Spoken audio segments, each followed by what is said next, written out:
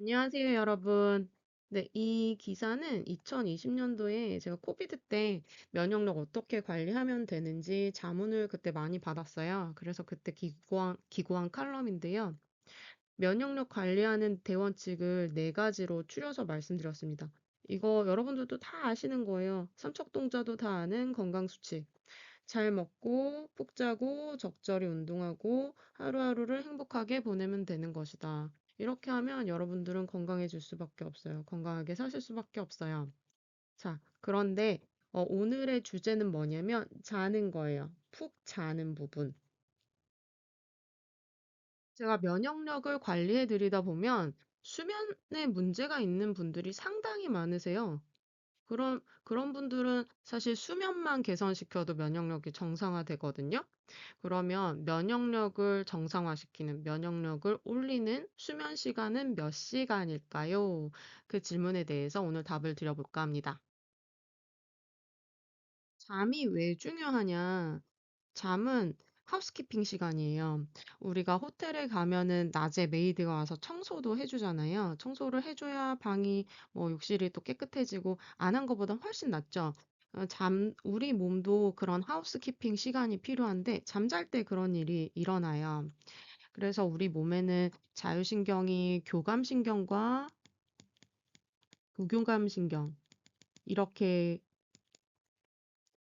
부교감신경 이렇게 두 가지가 우리의 항상성을 유지시키는데 일을 하고 있잖아요. 그러면 교감신경 같은 경우에 낮에 활성화되고 이 교감신경이 무슨 역할을 하냐면 fight or flight response예요. fight or flight. 싸울 것인가, 도망갈 것인가, 맹수를 만났을 때 내가 싸울 것인가, 도망갈 것인가. 그럼 이제 싸워야 되는 상황에 어떻게 돼요? 긴장을 막 하게 된단 말이에요. 그럼 긴장하면 청소하고 그럴 시간 있나요? 없죠. 그래서 이 긴장한 상태이기 때문에 낮 시간 동안에는 부교감신경을 꺼요. 부교감신경 스위치를 꺼요. 부교감신경이 무슨 역할을 하냐면 이완하고 청소하고 이런 항상성을 맞추기 위한 청소를 하고 그런 역할을 하는 거예요. 그래서 낮에는 요런 기능, 우리가 우리 몸을 건강하게 만들고 하는 그런 기능이 꺼져 있다고 생각하시면 되세요. 그러면 요건 언제 켜지냐? 부교감신경은 밤에 켜져요. 밤에 부교감신경 톤이 올라가고 교감신경이 내려와요. 교감신경이. 음. 그래서 밤에 면역력 관리나 우리 몸에 이제 손상된 조직의 세포 뭐 이런 거 이제 리뉴얼하는 거, 좀 이제 그 상처 아물게 하고 뭐 이런 거 있잖아요. 그런 게 일어나는 시간이에요. 그런데 문제가 언제 발생하냐? 이 밤에 부교감 신경이 활성화되는 걸 그냥 놔둬야 돼요. 부교감 신경이 활성화돼서 내가 충분히 이완하고 내 몸이 건강을 되찾을 수 있게 이걸 놔둬야 되는데 문제는 밤에 요거를 우리가 허락하지 않기 때문이에요. 이게 어떻게 돼서 이게 허락하지 않는 상황이 되냐? 너무 바쁘기 때문이에요. 그래서 밤 늦게까지 수험생들 같은 경우는 밤 늦게까지 공부를 하죠. 그리고 야간 근무하시는 분들도 계세요. 일하시는 분들도 계시고, 요즘에 제가 진료 보면서 많이 봤던 많이 들었던 고충은 이분들은 사실 어떻게 해결이 안 되세요. 외국이랑 같이 일하시는 분들, 외국이랑 같이 일하시는 분들은 컨퍼런스 콜을 외국 시간에 맞춰서 자다가 중간에 일어나서 컨퍼런스 콜을 하시고 그러셔야 되더라고요. 이런 분들 공통적으로 굉장히 안 좋으세요. 굉장히. 아, 그리고 또 있어요. 과외도 야간에 하죠. 자, 그래서 이 밤늦게 요구하시는 분들은 밤에 교감신경 톤을 막 올리는 거예요. 그러면 잠이 안 와요.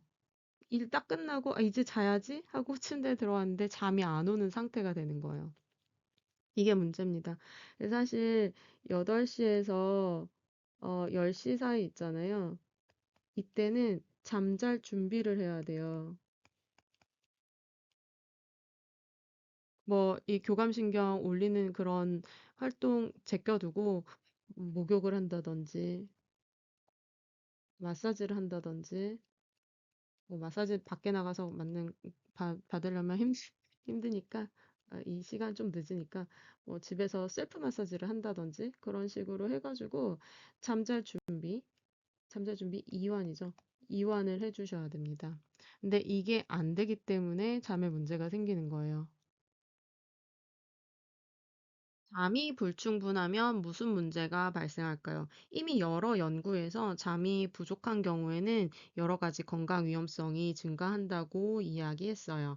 그래서 비만, 당뇨병, 고혈압, 심혈관 질환, 뇌졸중, 정신질환이 대표적으로 연구가 됐었고, 전체 사망률도 증가한다고 하고, 인지 기능도 떨어지고, 또 집중력이 떨어지기 때문에 사고 위험성이 증가하고 생산성도 감소한다고 합니다. 이 문헌은 미국 질병관리센터에서 자국민들이 미국 질병관리센터 자국민들이 7시간 기준으로 잠을 어떻게 자고 있는지 조사해 봤던 문헌이거든요. 그랬더니 65%가 7시간 이상 잔대요. 나쁘지 않은 것 같아요. 그러면 이 논지는 어떻게 되냐면 7시간 미만 자는 사람이 여전히 35%에 달한다. 이런 대해서 개선이 필요하다. 이런 논지를 담고 있었어요.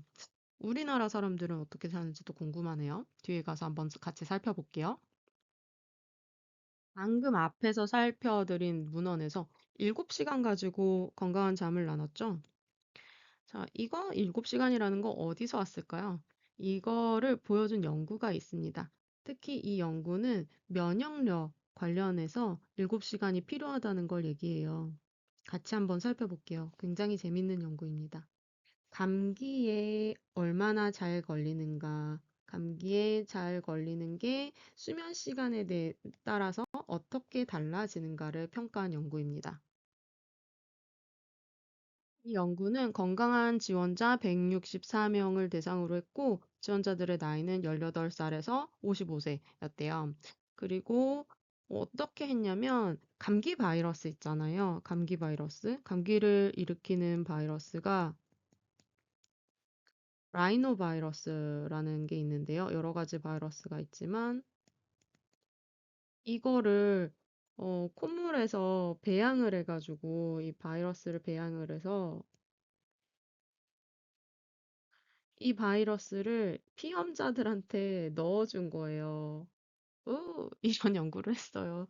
이걸 넣어준 다음에 일주일 동안 일주일 동안 호텔에서 격리하면서 격리를 하는 이유는 이 사람이 외부에서 이제 시험으로, 임상 시험으로 주입된 바이러스 말고 다른 바이러스 컨택은 없어야 되잖아요. 그러니까 격리를 하고서 시험을 한 거예요. 격리를 하고서 수면 시간에 따라서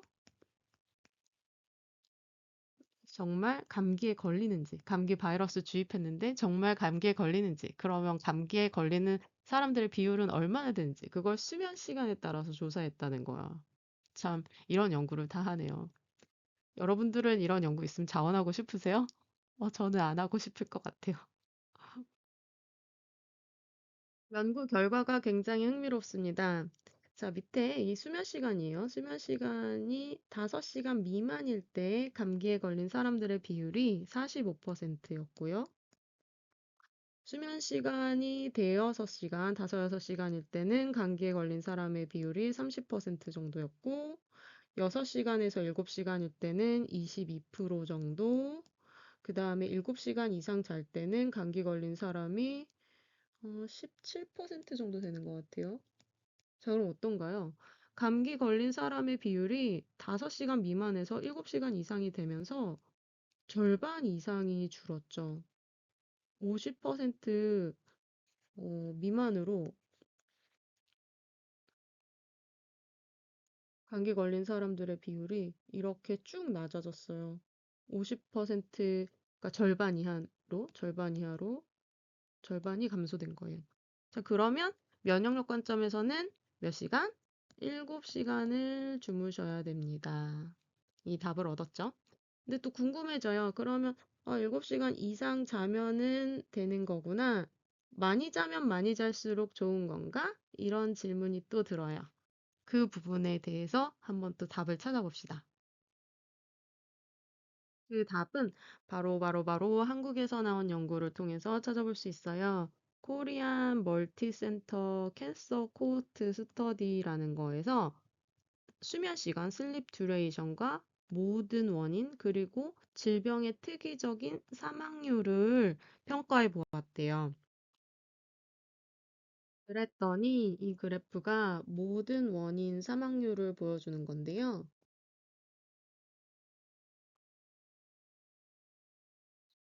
여기서 이 X축이 슬립 듀레이션이에요. 아이고, 너무 진한 색으로 돼서. 음. X축이 슬립 듀레이션이에요. 그러니까 잠자는 수면 시간, 5시간, 6시간, 7시간, 8시간, 9시간, 10시간 이상 이렇게 잤을 때 이 Y축이 모든 원인 사망률입니다. 그러면 이 그래프 실선을 따라가 볼게요. 이게 사망률이 줄어드는 거예요. 줄어들었다가 다시 상승하죠. 실선을 보시면 되세요. 그리고 점선이 95% 신뢰도 구간이에요. 점선이. 그러면 신뢰도 구간이 언제일 때 이 이제 그래프가 유의미한 거냐? 그거는 이제 이 점선이 다 여기 1로부터 같은 쪽에 있을 때, 위에든지 아래쪽이든지 같은 쪽에 있을 때, 그때가 통계적으로 유의한 거예요. 그러면 여기서 통계적으로 유의한 구간은 요 정도 되겠죠? 요 정도, 요 정도. 여기는 사실 이 부분은 이 같은 쪽에 있지 않은 이 부분은 통계적으로 유의하지는 않는데, 이제 그것보다는 어떻게 해석을 해야 되냐? 요쪽에 있는 음, 이 부분들이 시사하는 게 뭐냐면, 자, 기준점을 요거로 봤을 때 여기가 1이잖아요. 7, 8시간을 잤을 때 요 박스 안에 있는 부분 여기서 요 사이에 있을 때 사망률이 최저인 게 보이죠? 사망률이 최저가 돼요. 최저가 된 다음에 이거보다 덜 잤을 때나 더 잤을 때 그때 사망률이 증가하는 패턴을 우리가 확인한 거예요. 자, 그래서 이 연구가 보여주는 것은 최적 수면 시간은 7시간에서 8시간이다 라는 걸 보여주는 거예요. 아까 보여드렸던 그 그래프가 이거예요. 전체 사망률. 그 다음에 그 질환별로 이렇게 나눠서 분석을 또 해놨어요. 그랬을 때 좀 흥미로운 거, 오늘 주제에 부합한 게 뭐냐면 바로 호흡기 질환이에요. 여기 호흡기 질환. 호흡기 질환이 왜 우리 주제에 부합하냐면 이 호흡기 질환은 뭐 감염증이겠죠. 뭐 그 만성폐쇄성 폐질환 같은 비감염증도 있는데 돌아가시는 주요 원인이 사실 폐렴이거든요. 폐렴.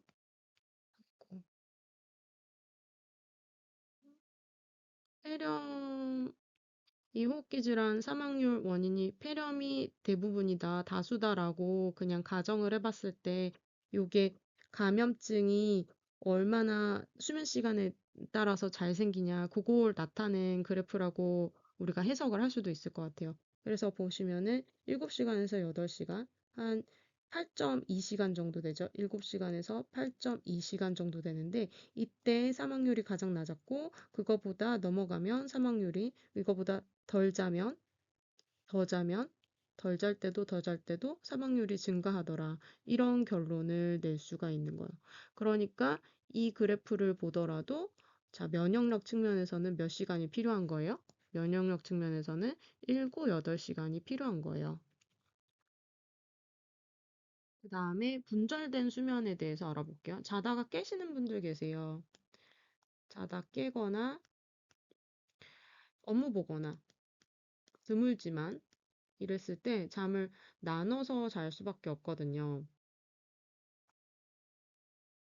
그러면 잠을 나눠서 자는 거는 면역력에 안 좋냐? 관련해서 아까 그 감기 실험이에요. 감기 바이러스 주입했던 그 실험에서 슬립 프래그멘테이션, 잠이 분절되는 것과 감기 걸리는 것과 어떠한 연관성이 있냐 하고서 분석을 해봤더니 아무런 연관성이 없었대요. 다만 총 수면 시간이 중요하더라. 그러니까 이제 7, 8시간을 맞춰서 주무시는 게 중요하고 자다 깬다 하더라도 그것은 대세에 큰 영향은 없다. 이렇게 결론 낼 수 있습니다. 그 다음에 주중에 업무로 바쁘셔가지고 일하시고 뭐 늦게 들어오시고 그러신 분들 주중에 충분히 잠을 잘 수가 없잖아요. 그래서 주말에 따라잡기 수면, 주말에 이제 주중에 못 잠 분량의 잠을 더 자주는 거예요. 그렇게 했을 때는 건강에 어떠한 영향이 있냐? 그 부분에 대해서도 상당히 많은 연구가 있더라고요.